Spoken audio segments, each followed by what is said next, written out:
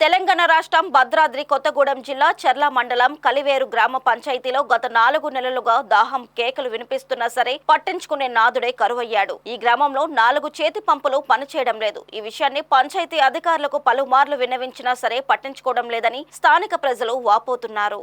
ఈ సందర్భంగా గ్రామస్తులు మాట్లాడుతూ పంచాయతీ అధికారులు వెంటనే స్పందించి చేతి పంపులకు మరమ్మతులు చేపట్టాలని కోరారు. అలాగే గత నెల రోజులుగా గ్రామంలో చెత్త ట్రాక్టర్ జాడే లేదని వాపోయారు. గ్రామంలో ఇండ్ల ముందు డ్రైనేజీలలో చెత్త చెదారం పేరుకుపోయిందని గుర్తు చేశారు. చెత్త ట్రాక్టర్ను కనీసం వారానికి ఒకసారైనా గ్రామంలోకి పంపాలని గ్రామస్తులు కోరుతున్నారు. అంటే ఈ కలివేరు గ్రామంలో ఎన్నిసార్లు బోర్లు కోయించినా ఎన్ని చేసినా ఎంతమంది సెక్రటరీలు వచ్చినా ఎంతమంది ప్రెసిడెంట్లు పోతున్నారు దీనికి అర్థం లేదు.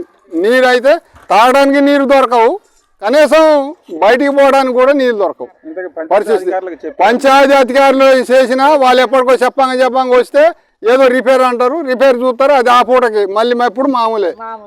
ఈ భగీరథ నీళ్లు రాకపోతే ఈ భగీరథ నీళ్ళన్నా కనీసం లేదంటే ఒక వారానికి 2 రోజులు 3 రోజులు వస్తాయి.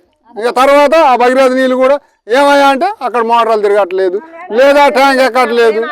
నా పేరు సుశీల, మాది చర్ల మండలం కలివేరు గ్రామం.